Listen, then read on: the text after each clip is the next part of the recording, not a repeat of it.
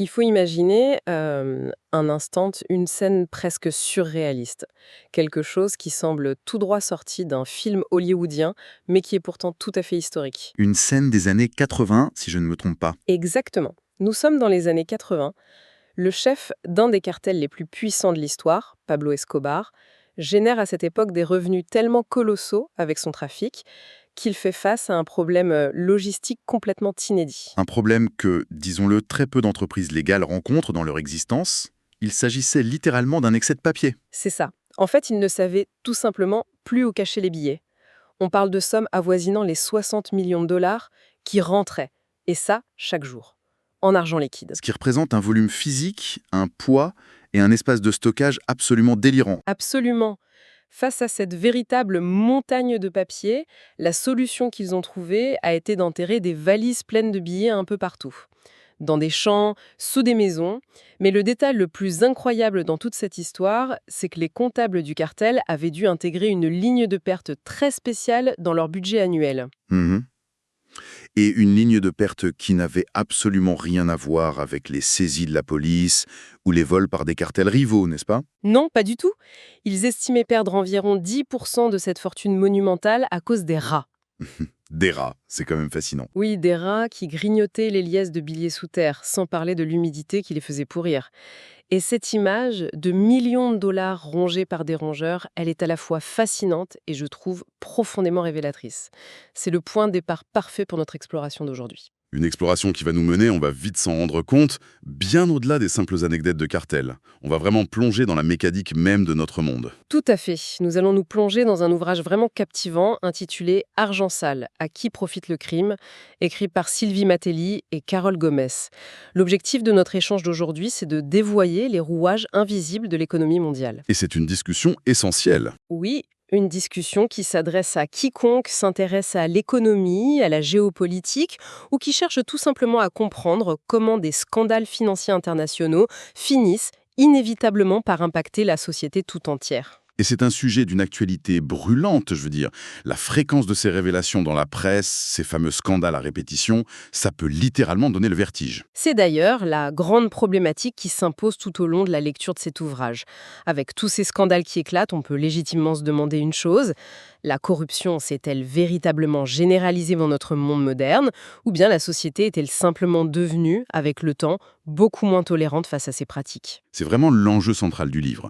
Et les auteurs démontrent très vite que l'argent sale dépasse très largement le simple cadre juridique ou pénal. Ce n'est pas juste une affaire de police, en somme. Exactement. Ce n'est pas qu'une question d'infraction isolée ou de délinquant. C'est une menace frontale à ce que le philosophe Jean-Jacques Rousseau appelait le contrat social. Ah, le fameux pacte de confiance sur lequel reposent nos sociétés modernes. Bon, décortiquons ça. Parce que l'idée d'un contrat social, ça peut paraître un peu abstrait de prime abord. Comment l'argent sale vient-il briser ce pacte concrètement? Alors pour faire simple, le contrat social, c'est l'idée fondatrice selon laquelle les individus acceptent de se soumettre à des lois communes, le but étant de garantir l'intérêt général, la liberté et l'égalité. D'accord. Or, quand une poignée d'individus ou de grandes organisations s'affranchissent de ces règles pour accumuler et dissimuler des richesses massives, ils le font presque toujours au détriment de la collectivité, et plus précisément au détriment des services publics. Ce qui crée une fracture. Une fracture béante, oui. L'argent sale agit alors comme un instrument de déstabilisation massive. Il creuse les inégalités et, fatalement, il nourrit en rejet profond des institutions parmi les citoyens qui, eux, payent leurs impôts et respectent les règles. C'est très clair. Pourtant, l'expression argent sale évoque tout de suite des images très stéréotypées. On pense immédiatement aux mafieux, aux mallettes mystérieuses échangées dans des parkings souterrains mal éclairés. Mais l'histoire nous montre que le concept de dissimulation des fonds est, vieux comme le monde. Oh que oui, le besoin de justifier des revenus inavouables n'est pas du tout né avec la finance moderne. Le livre regorge de références historiques qui remettent cette pratique en perspective. Et l'exemple de l'empereur romain Vespasien est d'ailleurs très instructif à ce sujet. C'est une histoire fabuleuse. Oui, au 1er siècle, face à des caisses de l'État désespérément vides, Vespasien a une idée pour le moins originale. Il instaure une taxe sur la collecte de l'urine. Il faut savoir qu'à l'époque, l'urine était très prisée par les teinturiers pour fixer les couleurs sur les vêtements. Une taxe qui, en sans doute, n'a pas du tout plu à son propre fils, Titus. C'est ça. Titus s'offusque de ces méthodes de financement, il la juge peu ragoûtante et surtout indigne du statut d'un empereur romain. Et c'est là que Vespasien lui met sous le nez les premières pièces de monnaie récoltées grâce à cette taxe. Il lui demande tout simplement si elles sentent mauvais. Titus est bien obligé d'admettre que non, elle ne s'entend rien. Et c'est là que Vespasien prononce cette phrase devenue célèbre depuis. L'argent n'a pas d'odeur. La légende raconte même qu'il aurait plongé ces pièces dans l'eau du Tibre avant de les présenter à son fils. Quand on y pense, c'est presque la première illustration littérale, bien que symbolique, du blanchissement d'argent. C'est une excellente analogie. Et si on fait une avance rapide jusqu'aux années 1920, pendant la Prohibition aux États-Unis, on retrouve une mécanique similaire, mais à une toute autre échelle. Avec Al Capone? Exactement. Al Capone devait justifier des montagnes d'argent liquide générées cette fois par la contrebande d'alcool. Et pour y parvenir, il aurait investi massivement dans de véritables chaînes de laverie automatiques. Et les fameux laundromats. C'est d'ailleurs de là que viendrait l'expression même de blanchiment d'argent. Le principe est d'une simplicité redoutable. Il s'agit de mêler des revenus illicites à l'économie légale et quotidienne pour brouiller les pistes. Parce que quand on a beaucoup de petites transactions, c'est ça. Tout à fait. Quand des milliers de clients payent en pièces ou en petits billets dans une laverie tous les jours, il devient humainement impossible pour les autorités de distinguer l'argent issu du crime de l'argent du citoyen honnête qui vient laver ses draps. Tout se mélange. Ce qui amène justement le livre à faire une distinction très intéressante. Il y a une véritable graduation dans les nuances de cet argent. L'argent sale n'est pas un bloc monolithique, noir ou blanc. Ce qui est fascinant ici, c'est la façon dont cette notion s'est complexifiée avec le temps. Les auteurs s'appuient sur des recherches qui divisent ces flux en différentes catégories. Commençons par la plus évidente. Il y a d'abord l'argent noir. C'est celui de notre imaginaire collectif, celui des séries télévisées, le trafic de drogue, la traite d'êtres humains, le terrorisme, le trafic d'armes. C'est le produit direct d'activités purement criminelles, violentes et illégales. D'accord. Mais le livre insiste très lourdement sur l'émergence d'une autre catégorie, bien plus insidieuse, l'argent gris. Et c'est là que la frontière devient très floue. Comment les auteurs définissent-elles cet argent gris? L'argent gris, lui, provient d'activités qui ont souvent une façade totalement légale, mais qui s'appuient sur des manipulations en coulisses. On parle ici de délits d'initiés en bourse, de commissions occultes sur d'énormes contrats internationaux, et surtout, et c'est le point central, de la fraude fiscale. C'est un point vraiment névralgique de l'ouvrage.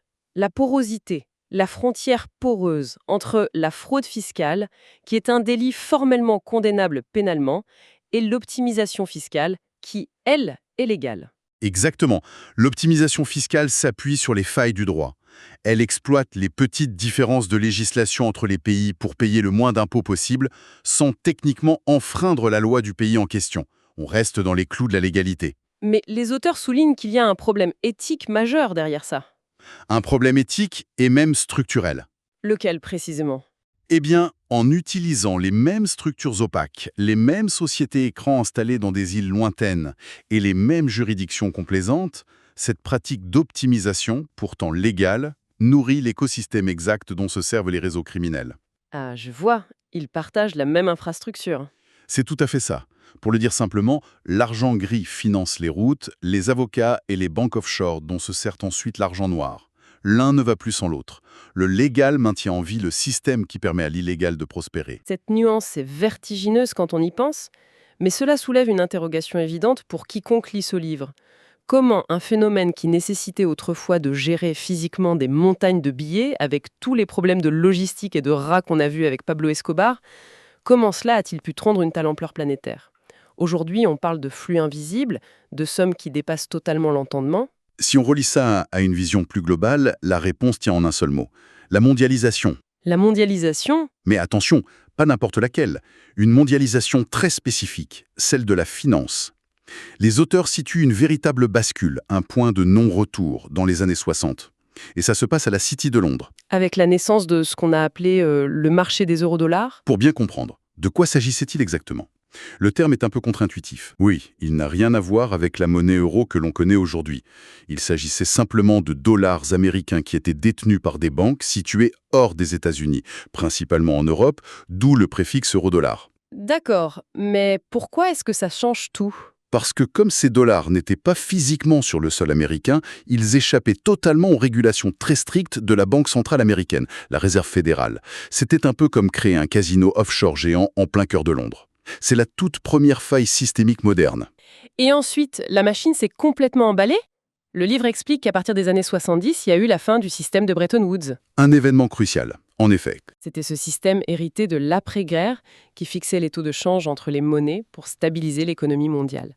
Sa fin a rendu les monnaies flottantes et très volatiles. Puis, dans les années 80 et 90, une immense vague de déréglementation a balayé le monde entier. Les frontières financières ont alors totalement disparu. Les capitaux ont commencé à circuler de manière instantanée, en un clic. Et le livre met en lumière un paradoxe incroyable à ce moment précis de l'histoire. Quel paradoxe! Au moment même où les États occidentaux essayaient de créer de nouvelles lois pour mieux traquer l'argent du crime organisé, ils offraient simultanément au secteur financier une liberté totale de circulation. Ils ont littéralement construit une autoroute mondiale sans péage ni contrôle radar, parfaite pour l'argent sale. Et cette autoroute a besoin de stations-service pour fonctionner. Ces stations-service, ce sont les fameux paradis fiscaux. L'ouvrage retrace très bien leur évolution fulgurante. Au départ, c'était souvent de petites îles isolées, des micro-États qui n'avaient pas vraiment d'autres ressources naturelles que de promettre le secret absolu pour attirer des capitaux étrangers. Mais le visage des paradis fiscaux a bien changé depuis. Aujourd'hui, ils sont au centre de l'échiquier mondial. On ne parle plus seulement d'îles lointaines bordées de palmiers dans les Caraïbes. Non, en effet. Des territoires situés en plein cœur de puissance mondiale, comme l'État du Delaware aux États-Unis par exemple, ou des places fortes en Asie, comme Hong Kong. Ils sont devenus des rouages absolument essentiels de cette mécanique d'opacité. Puis, la technologie a aussi tout bouleversé. On est très loin des lavrets d'Al Capone. Aujourd'hui, le livre décrit l'avènement de ce qu'il appelle le shadow banking, ou la finance de l'ombre. Le terme shadow banking peut paraître très intimidant, presque complétiste. Qu'est-ce que ça recouvre en réalité? Ça désigne simplement un univers parallèle de la finance. Ce sont de vastes institutions, comme des grands fonds d'investissement, qui prêtent de l'argent, qui spéculent, qui agissent exactement comme des banques traditionnelles, mais sans posséder le statut légal de banque. Ce qui leur permet d'échapper aux règles. C'est ça. Elles ne sont pas soumises aux mêmes règles strictes de contrôle, de réserves obligatoires ou de transparence. C'est une finance qui opère en grande partie dans l'ombre mort des régulateurs internationaux. Le livre mentionne aussi, en lien avec cette opacité, les dark pools. C'est un autre terme très cinématographique qui évoque des eaux sombres. C'est une très bonne traduction visuelle du concept. Ce sont des plateformes d'échange privées qui existent hors des bourses classiques et transparentes, où de gigantesques volumes de transactions financières se font de manière totalement anonyme avant même que le marché public n'en soit informé. À cela s'ajoutent des mécanismes comptables très complexes que les multinationales adorent, comme les fameux prix de transfert. Ah, les prix de transfert, c'est l'arme redoutable de l'optimisation fiscale. Justement, ça revient très souvent quand on parle des grandes entreprises technologiques ou pharmaceutiques. Comment cela fonctionne-t-il concrètement pour quelqu'un qui n'est pas comptable ou dans les États-Unis ou en Chine ou en Europe? Pour donner une image simple et claire, imaginez qu'une grande entreprise fabrique un stylo en Europe. Le coût de fabrication est bas, mais elle veut vendre ce stylo avec une grosse marge. Au lieu de déclarer ce bénéfice en Europe, où les impôts sont élevés, elle va virtuellement vendre ce stylo à sa propre filiale, située dans un paradis fiscal, mais à un prix exorbitant. Elle se vend le produit à elle-même. Exactement. Sur le papier, la maison mère en Europe ne fait plus aucun bénéfice sur ce stylo, puisqu'elle déclare avoir eu d'énormes coûts pour acheter la licence ou les droits de son propre produit à sa filiale étrangère. Donc pas de bénéfice en Europe, pas d'impôts à payer en Europe. Et l'argent des ventes globales, lui, est tranquillement stocké à l'abri dans le paradis fiscal, là où l'impôt sur les sociétés est proche de zéro. Le transfert de valeur s'est fait sans que le produit ne bouge physiquement. Devient vraiment intéressant, parce qu'à la lecture de tout cela, on se rend compte que l'argent sale ne se cantonne pas du tout aux grandes banques ou au milieu obscur du grand banditisme. Il s'infiltre littéralement partout, dans absolument tous les secteurs de la société, y compris ceux du quotidien. Le livre foisonne d'exemples dans ce sens. Oui, il cite notamment un exemple dans le monde du sport qui semble tout droit sorti d'un roman policier. L'anecdote du match de football en Angleterre. Elle est en effet édifiante et montre jusqu'où va la manipulation. Nous sommes en 1997. C'est un match de la très prestigieuse Première Ligue anglaise, une rencontre entre West Ham et Crystal Palace. Tout se passe normalement, les joueurs sont sur le terrain, le public est là, jusqu'à la 65e minute du match. Soudain, les immenses projecteurs du stade s'éteignent brusquement. Panne totale. Le stade est plongé dans le noir. Impossible de jouer dans ces conditions. Le match ne peut pas reprendre malgré les tentatives de réparation et l'arbitre doit l'arrêter définitivement. À l'époque, on pourrait légitimement penser à un banal incident technique. Un gros fusible qui saute, un problème sur le réseau de la ville. C'est exactement ce que tout le monde a cru sur le moment. Mais l'enquête de police ultérieure a révélé une toute autre vérité. C'était un acte délibéré. Un membre du personnel technique du stade avait été soudoyé. Et pas par n'importe qui, par un réseau de paris clandestins basé en Asie. Mais pourquoi faire sauter les plombs à la 65e minute précisément? Tout cela à cause d'une règle très spécifique sur ces plateformes de paris illégaux asiatiques. Si un match est interrompu pour une raison de force majeure et ne reprend pas, c'est le score exact à la minute de l'interruption qui est validé comme le résultat final de la rencontre. Incroyable! Ce syndicat criminel avait parié des sommes colossales sur le score tel qu'il était, à la virgule près, à cette 65e minute. Ils ont littéralement payé pour faire sauter le stade afin de sécuriser le score, s'assurer de leur gain et empocher la mise. C'est une mécanique de précision.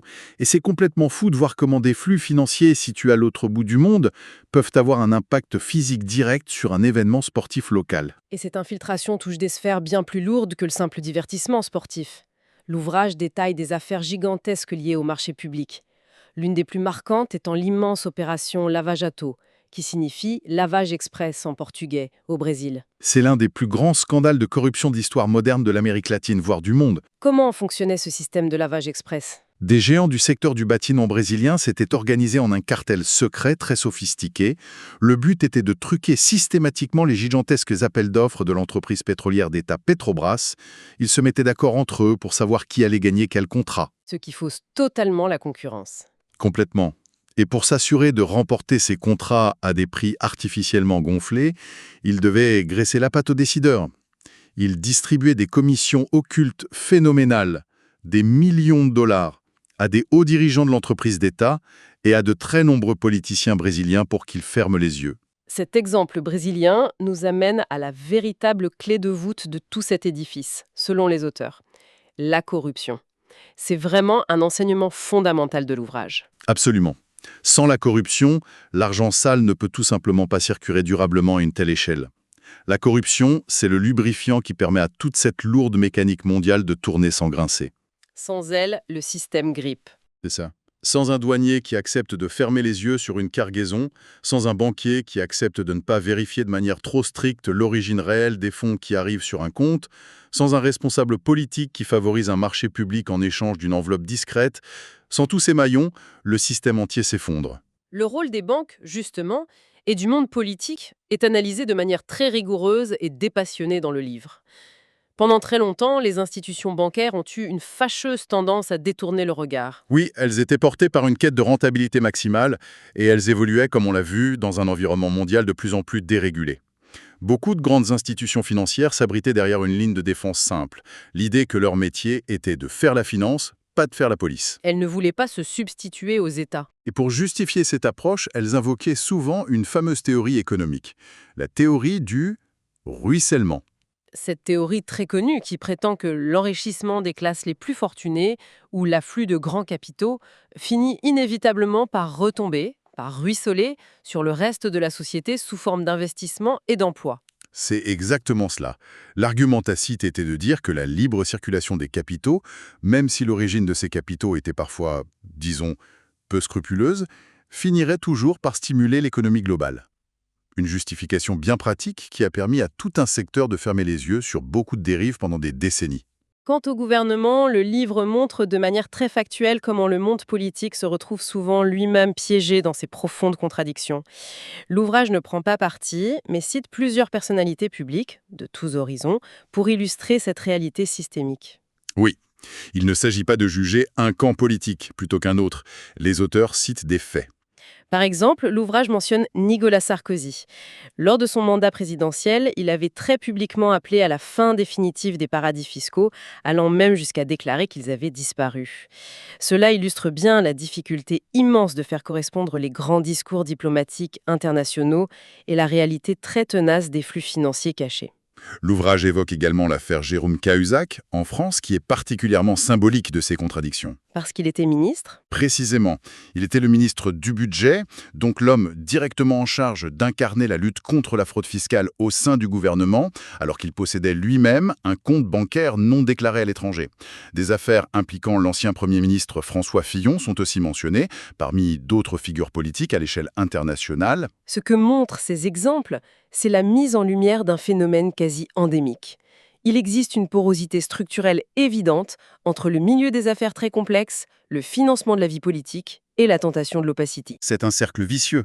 Face à des États souverains qui sont souvent mis en concurrence les uns avec les autres pour attirer à tout prix les investissements des multinationales, réussir à imposer une régulation mondiale ferme relève du parcours du combattant. L'État qui impose des règles strictes a toujours peur de voir les capitaux fuir vers le pays voisin plus laxiste. Et cela nous ramène à la question de l'impact direct sur notre propre société. Car face à des milliards qui transitent par des trusts complexes à Hong Kong ou des sociétés écrans aux îles Caïmans, quiconque écoute ceci peut vite se sentir très éloigné de tout cela. On se dit que c'est un jeu de riches qui ne nous concerne pas. Et c'est là l'erreur fondamentale. Alors, qu'est-ce que tout ça veut dire concrètement pour notre quotidien? Quel est le coût réel, tangible de cet argent sale pour la vie de tous les jours du citoyen ordinaire? Le coût est gigantesque et d'une violence très directe. Le livre s'appuie sur la pensée du célèbre économiste britannique John Maynard Keynes pour l'expliquer brillamment. Keynes rappelait un principe très humain. Si on raisonne à l'échelle purement individuelle et à court terme, payer l'impôt semble toujours être une contrainte irrationnelle. Personne ne se réveille le matin avec l'envie folle de se délester d'une partie de son salaire durement gagné. C'est compréhensible, en effet. Mais d'un point de vue macroéconomique, à l'échelle d'une nation entière, la perspective change du tout au tout. C'est l'impôt commun qui finance la formation des professeurs, la construction et le matériel des hôpitaux publics, l'entretien des routes que les entreprises utilisent pour livrer leurs biens, le paiement des forces de sécurité. C'est le soc. Et l'évasion fiscale, couplée à la fraude, représente un manque à gagner estimé à des centaines de milliards de dollars chaque année au niveau mondial. C'est de l'argent qui disparaît des budgets publics. Ce qui assèche littéralement la capacité d'action des États. Et les conséquences pratiques sont implacables sur le terrain. Face à ce trou dans les caisses, il n'y a que deux options. Soit les services publics se dégradent fortement, les hôpitaux manquent de lits, les écoles manquent de moyens, soit la pression fiscale doit inévitablement se reporter sur ceux qui ne peuvent tout simplement pas échapper à l'impôt. C'est-à-dire les petites entreprises, les artisans et les classes moyennes. Exactement. Ces personnes-là ne peuvent pas délocaliser virtuellement leurs revenus en un clic. Elles ne peuvent pas s'offrir les services de grands cabinets d'avocats d'affaires pour créer des montages complexes dans le Delaware. C'est une injustice sociale profonde qui nourrit la colère et qui, à terme, étouffe la croissance économique de tout un pays. Ce qui est particulièrement marquant dans l'analyse de ce livre, c'est qu'elle montre que tout le monde est impliqué dans cet écosystème, parfois même à son insu. L'argent sale n'est pas qu'une affaire de grands pontes de la finance internationale ou d'oligarques. L'ouvrage donne un exemple très concret sur la contrefaçon qui connecte violemment notre petite consommation quotidienne aux pires réseaux criminels. C'est un immense poids-règle de notre mode de consommation. Acheter une fausse paire de chaussures de grande marque, un sac contrefait ou un maillot de foot à bas prix sur Internet, ça peut sembler être une petite transgression totalement anodine. On se dit qu'il n'y a pas de véritable victime, à part la marge bénéficiaire d'une multinationale déjà riche. On l'a tous pensé au moins une fois. Pourtant, l'ouvrage rappelle fermement que ces réseaux mondiaux de fabrication et de distribution de contrefaçon sont contrôlés de bout en bout par le crime organisé international. Ce ne sont pas de petits artisans indépendants. Pas du tout. Pour illustrer la gravité extrême de ce lien direct, les auteurs rappellent un événement tragique en France, l'attentat meurtrier contre la rédaction du journal Charlie Hebdo. Les investigations de la police ont montré que les terroristes, les frères Kouachi, avaient en partie financé leurs activités de préparation, la logistique de leurs plans et même l'achat de leurs armes de guerre grâce à un simple trafic de chaussures de sport contrefaites importées de Chine. C'est une démonstration glaçante de la réalité du terrain. L'économie parallèle du prime de sang est directement, intimement connectée à notre consommation d'objets du quotidien. Nous sommes parfois, sans même le vouloir ou le réaliser, le dernier maillon financier de cette chaîne logistique très obscure. L'argent que l'on donne pour une fausse paire de baskets peut finir par payer une balle. C'est une réalisation qui remue profondément. Mais, fort heureusement, cette prise de conscience constitue aussi le plus grand levier d'action dont nous disposons.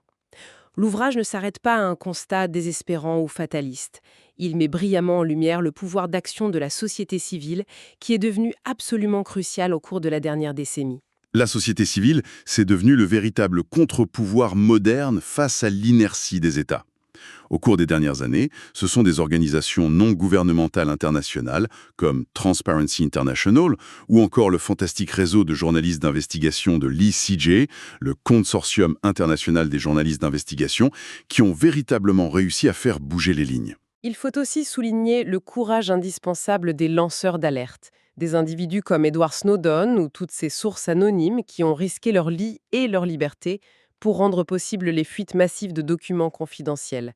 On pense évidemment au séisme des Panama Papers ou des Pandora Papers. C'est par ce travail acharné de fourmis, ce travail d'investigation globale, que l'opacité recoule petit à petit. Les auteurs insistent d'ailleurs beaucoup sur l'efficacité redoutable d'une technique bien particulière, le naming and shaming. Le naming and shaming, littéralement le fait de nommer publiquement et de faire honte. Comment cela fonctionne-t-il concrètement pour arriver à faire plier de puissantes multinationales ou des États? C'est en réalité très simple et très adapté à notre époque. Dans l'économie mondialisée moderne, la réputation d'une marque ou d'une institution est devenue un actif financier essentiel, presque aussi important que son capital. Si une grande entreprise est soudainement et publiquement associée dans la presse mondiale à de l'évasion fiscale massive ou pire, au financement de conflits armés ou de corruption, son image de marque est détruite en quelques heures. Et les conséquences sont financières. Immédiate. Cela fait chuter le cours de ses actions en bourse, ça provoque des boycotts de consommateurs et surtout, ça fait fuir les gros investisseurs institutionnels qui ne veulent pas être associés à un scandale éthique. La pression constante d'une opinion publique informée et indignée force progressivement le monde financier et les dirigeants à modifier leurs pratiques, ou, à tout le moins, à rendre des comptes réels devant les justices. C'est un regard qui se veut donc lucide. Ce n'est ni naïf, avec l'idée que tout va s'arranger par magie, ni complètement abattu face à l'ampleur systémique du phénomène. Lutter contre l'argent sale, traquer la corruption et percer l'opacité financière, c'est un véritable travail de longue haleine. Les auteurs comparent d'ailleurs très justement cette lutte au mythe de Sisyphe. Le rocher poussé en haut de la montagne. C'est exactement ça. C'est une tâche ardue, perpétuelle, presque épuisante. À chaque fois qu'une nouvelle régulation internationale ambitieuse est mise en place pour colmater une faille, les fraudeurs et leurs avocats déploient des trésors d'ingéniosité pour inventer dans l'année qui suit un tout nouveau moyen juridique ou technique de la contourner. La pierre retombe inlassablement en bas de la montagne. C'est frustrant. Mais cet effort continu de remonter la pierre est vital pour la démocratie. Absolument vital. Le message fondamental et positif du livre, c'est que l'impunité totale, cette impunité qui était presque érigée en norme ou en règle du jeu il y a encore quelques décennies, n'est tout simplement plus tolérée par la société d'aujourd'hui. Les mentalités ont changé de manière très spectaculaire à travers le monde. Les citoyens exigent de la transparence. Et cela soulève une question importante pour l'avenir. Une question que le livre aborde avec beaucoup de finesse et qui ouvre des perspectives assez étourdissantes, pour ne pas dire inquiétantes. Historiquement, comme on l'a vu depuis le début de notre échange, tout le système tentaculaire de l'argent sale s'est construit autour des banques traditionnelles, des valises de billets physiques et du dogme du secret bancaire. Mais que va-t-il se passer maintenant avec l'essor fulgurant des crypto-monnaies? C'est le prochain grand champ de bataille, le prochain grand bouleversement.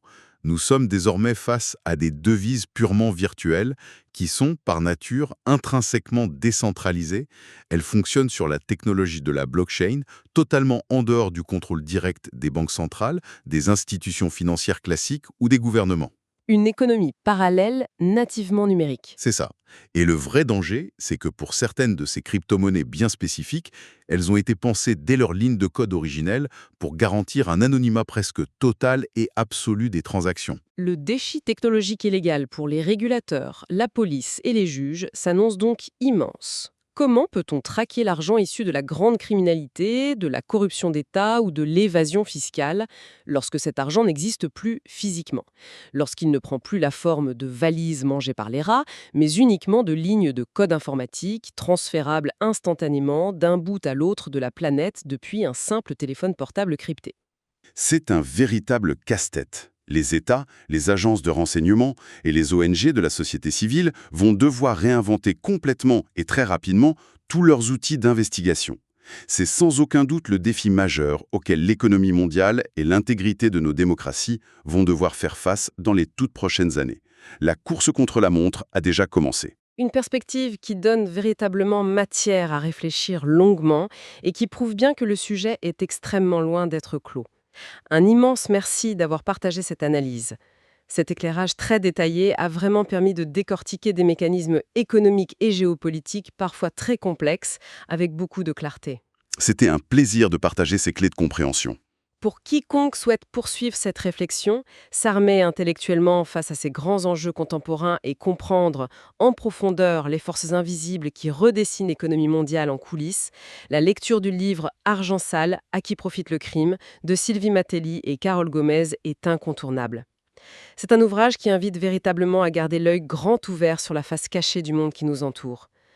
L'exploration de ces rouages occultes s'achève ici pour aujourd'hui, mais la réflexion, elle, ne fait très certainement que commencer.